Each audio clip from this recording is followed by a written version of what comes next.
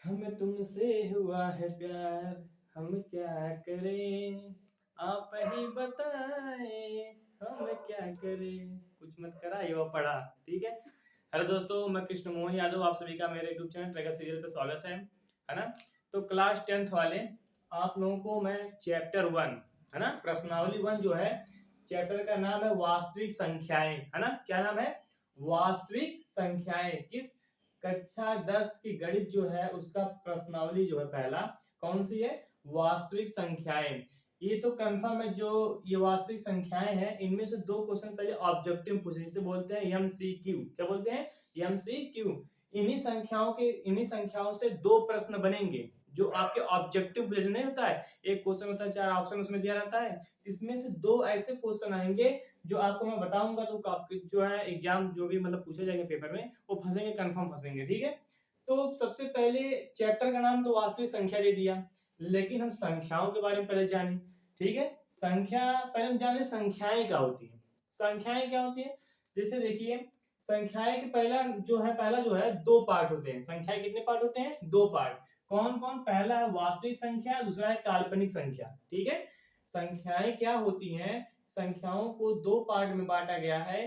पहला हमारा जो संख्या है वो है वास्तविक संख्या, और दूसरा हमारा जो संख्या है काल्पनिक संख्या। ठीक है।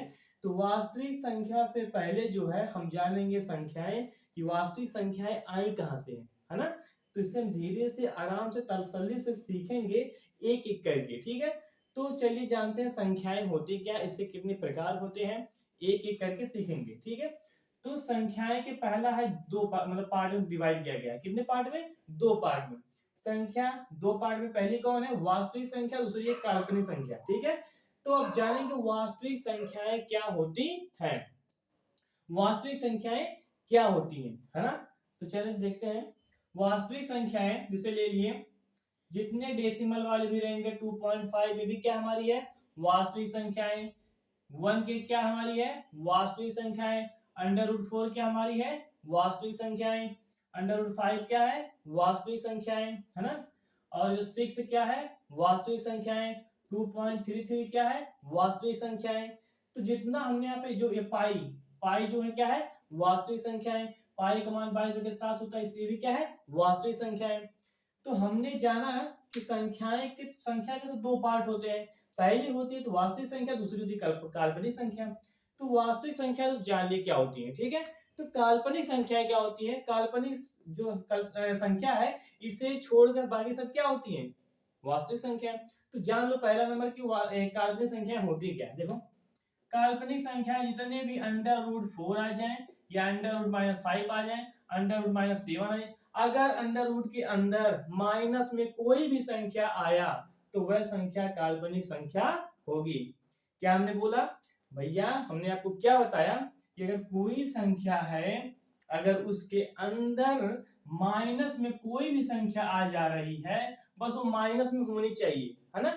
अंडर रूट के अंदर अगर कोई संख्या माइनस में आई तो वह संख्याएं काल्पनिक संख्याएं कहलाएंगी। ठीक है। अब बाकी जो है जितनी भी संख्याएं सब क्या हो जाएंगी? वास्तविक संख्याएं। वास्तविक मतलब वास्तव में उसका कुछ ना कुछ मान होता है। अब नहीं कहेंगे, अब बहुत देखा जो होते हैं कि कोई भी अगर नंबर है तो उसका कुछ ना कुछ तो वास्तविक मान जरूर होगा। वो चाहे पॉइंट में हो, चाहे अंडर रूट में हो, है ना। तो उसका कुछ ना कुछ तो वास्तविक मान होगा, तो इसलिए वह वास्तविक संख्याएं कहलाएंगी। हाँ, लेकिन अगर वास्तविक काल्पनिक संख्या है वो क्या होगी? तो अंडर रूट के माइनस में होगी, तो वह काल्पनिक संख्या हो जाएगी। अब देखा, इतना तो समझ गिला। ठीक है। अब दूसरा हमारा बात ये कहना मैं कहूंगा कि जो वास्तविक संख्याएं होती है, क्या होती हैं? वास्तविक संख्याएं। हमने संख्या के दो पार्ट पढ़े हैं, पहला पहला वास्तविक, दूसरा काल्पनिक। अब काल्पनिक जो वास्तविक संख्या, इसके भी दो पार्ट होते हैं। कौन कौन से? पहला है परिमेय संख्या, दूसरा है अपरिमेय संख्या। अब प्रश्न यहाँ पे आएगा कि परिमेय संख्याएं किसे कहते हैं और अपरिमेय संख्याएं किसे कहते हैं।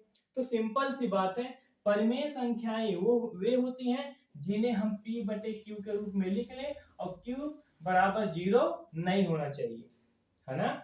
वे सभी संख्याएं जो p/q के रूप में हो और q बराबर 0 नहीं हो, वही क्या हो जाएंगी? परिमेय संख्याएं। जैसे 1/2 क्या है? परिमेय संख्या। जरूरी नहीं है कि हमेशा पॉजिटिव ही परिमेय संख्या है, हम लिख सकते हैं -2/4 भी क्या है, एक परिमेय संख्या है। 0/1 क्या है, परिमेय संख्या है ना। तो परिमेय संख्याएं क्या होती हैं, जिन्हें हम p/q के रूप में लिख लें, लेकिन q बराबर 0 नहीं होना चाहिए। कहने का मतलब 1/0 अगर ये हुआ, ये परिमेय संख्या हमारी नहीं है। अब देखो परिमेय संख्याएं क्या होती है, जिन्हें हम p/q के रूप में ना लिख सकें, ना लिख सकें, ठीक है, जिन्हें हम p/q के रूप में ना लिख। कहने का मतलब है अंडर रूट में जितना भी जिसका रूट ना निकले, अगर यहाँ पे कह दिए √4 तो क्या है, परिमेय संख्या। क्यों, क्योंकि इसका जो है रूट निकालने पर इसका कितना आंसर आएगा, 2 आएगा। अगर हम 2/1 लिख दिए तो क्या हो जाएगी, हमारी परिमेय संख्या हो जाएगी। ठीक है, परिमेय संख्या है जिसका रूट निकले ही ना, जैसे √5, √7, √3, √10, ये सब क्या है, ये सब हमारी अपरिमेय संख्याएं हैं। ये सब हमारी क्या है, अपरिमेय संख्याएं हैं। अब देखिए परिमेय संख्या जो होती है इसके कितने पार्ट हैं, 1 2 3। परिमेय संख्या कितने पार्ट हुए, 3 पार्ट। देखो कौन कौन सी, पहला तो है प्राकृतिक संख्या। पहला क्या है, प्राकृतिक संख्या। देखो परिमेय संख्या के कितने पार्ट हो गए, 3 पार्ट हो गए। कौन कौन, पहला परिमेय प्राकृतिक, दूसरा पूर्णांक, तीसरा पूर्ण। तो प्राकृतिक संख्याएं क्या होती हैं, प्राकृतिक संख्याएं वह होती हैं जो 1 से स्टार्ट होती हैं और अनंत तक जाती हैं। प्राकृतिक संख्याएं क्या होती हैं, वह संख्या होती है जो 1 से स्टार्ट होती है और कहां तक जाती हैं, अनंत तक जाती हैं। तो समझ में आ गया होगा कि प्राकृतिक संख्याएं किसे कहते हैं। अब देखो पूर्णांक क्या होता है। पूर्णांक हम देखो ये जो नंबर लाइन है इस पे बताते हैं। तो बीच में होता है 0, इधर होता है पॉजिटिव नंबर। ठीक है, क्या होता है, पॉजिटिव मतलब धनात्मक संख्याएं, 1 2 3 ऐसे कहां तक जाएंगी, अनंत तक जाएंगी। इधर -1 -2 -3। तो कहने का मतलब है जो पूर्णांक होता है वो हमारे उसमें 2 संख्याएं शामिल होती हैं। पूर्णांक में कितनी संख्याएं शामिल होती हैं, 2 संख्याएं। एक तो हमारी धनात्मक संख्याएं होती हैं और एक ऋणात्मक संख्या होती है। तो जो ऋणात्मक और धनात्मक संख्याओं से मिलकर क्या बनता है, पूर्णांक संख्याएं बनती हैं। बीच में हमारा 0 होता है जिसे हम कहते हैं उदासीन नंबर, उदासीन संख्या। क्यों, क्योंकि ना तो 0 पॉजिटिव नंबर है ना तो 0 निगेटिव नंबर। कहने मतलब 0 ना तो धनात्मक संख्या है ना तो 0 ऋणात्मक संख्या है, इसलिए कौन संख्या है, ये उदासीन संख्या है।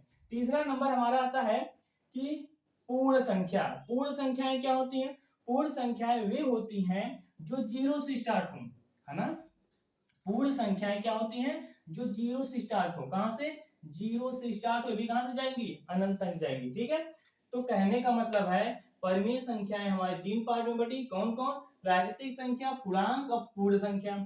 प्राकृतिक संख्या 1 से स्टार्ट होती हैं और अनंत तक जाती हैं। और पूर्णांक जो होता है इसमें जो है धनात्मक संख्याएं और ऋणात्मक संख्याएं शामिल होती हैं। ठीक है, और पूर्ण संख्या जो होती है हमारी ये 0 से स्टार्ट होती है और चलते चलते कहां जाती है, अनंत तक चली जाती है। अब देखिए कि अब इसके बाद हमारा आता है प्राकृतिक संख्या जो है, इसके 4 पार्ट होते हैं। कितने, 4 पार्ट में प्राकृतिक संख्या को बांटा गया है। कौन कौन, सम संख्या, विषम संख्या, अभाज्य और भाज्य। प्राकृतिक संख्या को कितने पार्ट में बांटा गया है, सम संख्या, विषम संख्या, अभाज्य संख्या, भाज्य संख्या। तो हम जानेंगे सम संख्या क्या होती हैं, है ना। सम संख्याएं वे होती हैं जो 2 से पूरी तरह क्या हो जाए, विभाज्य हो जाए। क्या हो जाए, 2 से पूरी तरह क्या हो जाए, विभाज्य हो जाए। तो 2 हो जाएगा, 4 हो जाएगा, 6 हो जाएगा, 8 हो जाएगा, 10 हो जाएगा। ये सब क्या है, सम संख्याएं हैं। क्यों, क्योंकि ये 2 से पूरा पूरा क्या कट जाएंगे। देखो 2 के अंदर 2 पूरा कट जाएगा, 2 दूना 4 है भी कट जाएगा, 2 3 6 भी कट जाएगा। तो कहने का मतलब इसे काटने पर रिमाइंडर हमारा कितना बच जाएगा, 0 बच जाएगा। शेष में हमारा कितना बचेगा, 0 बचेगा। तो इसलिए क्या हो जाएंगी हमारी, ये सम संख्याएं हो जाएंगी। अब इसके बाद विषम संख्या, इसी का सीधा उल्टा कर दो। विषम संख्याएं वे होती हैं जो 2 से पूर्णतः विभाज्य नहीं होती हैं। विषम संख्याएं वे संख्याएं हैं जो 2 से पूर्णतः विभाज्य नहीं है। जैसे हमने ले लिया 1, क्या 2 से कटेगा, नहीं कटेगा। ले लिया 3, क्या 3 1 से 2 से कटेगा, नहीं कटेगा। 5 ले लिए, क्या एक 2 से कटेगा? नहीं कटेगा। तो ये कहने का मतलब है विषम संख्याएं वे संख्याएं होती हैं जो 2 से पूर्णतः विभाज्य नहीं होती हैं। अब इसके बाद हमारा तीसरा पार्ट आता है अभाज्य संख्या। क्या आता है? अभाज्य संख्या। तो अभाज्य संख्या का सिंपल सा डिफिनेशन है वे संख्याएं जो 1 से कटे और स्वयं से कटे, ऐसी संख्याएं अभाज्य संख्याएं होती हैं। और दूसरे लैंग्वेज में अगर कहें तो ऐसी संख्याएं जिनका गुणनखंड केवल 2 हो, ऐसी संख्याएं अभाज्य संख्याएं होती हैं। कहने का मतलब है जैसे हमने एग्जांपल में ले लिया 5, ठीक है। अब बताओ 5 के किस कोई नंबर से कट सकता है? क्या 5 2 से कटेगा? नहीं कटेगा। क्या 5 3 से कटेगा? नहीं कटेगा। क्यों? 5 तो केवल 1 से कट सकता है और 1 तो स्वयं से कट सकता है। 5 खुद से कटेगा या तो 1 से कटेगा। तो ऐसी संख्याएं अभाज्य संख्याएं होती हैं। कैसी संख्याएं? जो संख्याएं स्वयं से कटे और 1 से कटे, ऐसी संख्याएं अभाज्य संख्याएं होती हैं। अभाज्य संख्याओं का गुणनखंड केवल कितना होता है? 2 होता है। क्या देखो 5 एग्जांपल में लिया था, तो 5 का क्या? एक तो 1 से कटेगा तो एक 5 से कटेगा, इससे गुणनखंड कितना हुआ? 1 और 2 हुए। ऐसे में 7 ले लिया, 7 एक ऐसी संख्या या तो 1 से कटेगी या तो स्वयं से कटेगी, 7 से कटेगी, तो इसका गुणनखंड कितना हुआ? 2 हुआ। तो वे संख्याएं जिनका गुणनखंड केवल 2 हो, ऐसी संख्याएं अभाज्य संख्याएं होती हैं। ऐसी संख्याएं अभाज्य संख्याएं होती हैं। अब चौथा पार्ट हमारा आता है भाज्य संख्या। क्या आता है? भाज्य संख्या। भाज्य संख्याएं क्या होती है?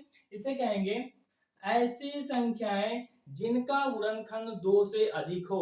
अगर गुणनखंड 2 हुआ तो अभाज्य संख्या और 2 से अधिक हुआ तो क्या हो जाएगा? भाज्य संख्या। जैसे कहने का मतलब हमने ले लिया 4। अब 4 तो ले लिया, 4 किस किस नंबर से कटेगा? देखिए 4 तो 1 से कट सकता है, 4 तो 2 से भी कर सकता है और 4 एक तो स्वयं से कर सकता है। तो कहने का मतलब है ऐसी संख्याएं जिनका अभाज्य गुणनखंड 2 से अधिक हो, ऐसी संख्याएं भाज्य संख्याएं कहलाती हैं। अब देखिए भाज्य, इसका अभाज्य गुणनखंड कितना है? 1 2 3। ऐसे कोई और ले लो, जैसे ले लिया 6। अब 6 तो 1 से भी कटेगा, 6 तो 3 से भी कटेगा, 6 तो 2 से भी कटेगा और 6 तो स्वयं से भी कटेगा। तो कितना हुआ इसका गुणनखंड? 1 2 3 4। तो कहने का मतलब है ऐसी संख्या जिसका अभाज्य गुणनखंड 2 से अधिक हो, ऐसी संख्याएं भाज्य संख्याएं कहलाती हैं। ठीक है, इतना नंबर हो गया। एक नंबर हमारा लास्ट में बचता है, इसे अलग से मैंने जोड़ा हुआ है इसमें। सहअभाज्य संख्याएं क्या होती हैं? सहअभाज्य संख्याएं क्या होती हैं? सहअभाज्य संख्याएं वे संख्याएं होती हैं। सहअभाज्य संख्या में 2 संख्या शामिल होती हैं। दोनों संख्याओं का अगर यदि मासा 1 आ गया, हाईएस्ट कॉमन फैक्टर अगर 1 आ गया, तो ऐसी संख्याएं सहअभाज्य संख्याएं कहलाती हैं। कहने का मतलब है जैसे हमने ले लिया 2 और 3, अगर इसका हम एचसीएफ निकालेंगे, क्या निकालेंगे? एचसीएफ मतलब बोलते हैं मासा। तो अगर जो है इसका मासा 1 हुआ तो क्या हो जाएगी? सहअभाज्य संख्याएं होंगी। तो मासा कैसे निकलेगा? देखिए मासा जो है हमेशा जो है कैसे निकालते हैं, देखिए मान लीजिए हमने लिया यहाँ पे लिया 2 3, ठीक है, 2 3। अब 2 से 3 में भाग दिए तो 2 एक नम 2 बार विभाग, कितना बचा? 1 बचा। और फिर जो जब तक ये भाग पूरी तरह से कट ना जाए, चलती चली जाएगी, देखिए। और फिर 1 से 2 में भाग देंगे तो 1 2 ना 2। अब बताओ लास्ट में काटा कौन है? ना 1 काटा। इसका मतलब एचसीएफ क्या हुआ? 1 हुआ। तो ऐसी दोनों संख्याओं का मास अगर 1 हो जा रहा है तो ऐसी संख्याएं सहअभाज्य संख्याएं कहलाती हैं। तो सहअभाज्य संख्याएं का और एक डिफिनेशन जान लो। कोई दो लगातार नंबर लो और उसका भी क्या हो जाएगा? एचसीएफ 1 आए। जैसे हम ले लिए 5 6, ये भी क्या है? सहअभाज्य संख्या है। 7 8 क्या है? सहअभाज्य संख्या है ना? तो ऐसी संख्याएं क्या होती हैं जो क्रमागत 2 लगातार संख्याएं होती हैं, ऐसी संख्याएं भी सहअभाज्य संख्याएं होती हैं। तो दोस्तों अब देखिए इनमें से आपको तो मैंने बता दिया है कि ऑब्जेक्टिव क्वेश्चन इसमें से कितने बनेंगे? 2 बनेंगे। एक एक नंबर का आएगा 2 क्वेश्चन। आपका जो वास्तविक संख्याएं जो है, ये जो प्रश्नावली हमारी है वास्तविक संख्या कक्षा 10 की गणित की, इसमें से ऑब्जेक्टिव सिर्फ 2 क्वेश्चन आएंगे। और इसमें से भी आपको तो जितना मैंने बताया है, जब क्वेश्चन सॉल्व करवाएंगे उसमें से भी जो है बहुत मदद हम लोगों को मिलेगी। तो अब इसके बाद जो दूसरा पार्ट मैं लेके आऊंगा उसमें तो मैं सिर्फ क्वेश्चन सॉल्व कराऊंगा। सिर्फ 5 सवाल रहेंगे। कितने? 5 सवाल। वास्तविक संख्या जो हमारा प्रश्नावली है उसमें सिर्फ 5 सवाल रहेंगे। वही 5 सवाल बताऊंगा, उसमें से एक सवाल जरूर आएगा आपके पेपर में और उसके बाद आपको कंप्लीट नंबर मिल जाएगा। तो ठीक है, चलिए अब अगले वीडियो में मिलेंगे, नेक्स्ट वीडियो में। तो धन्यवाद।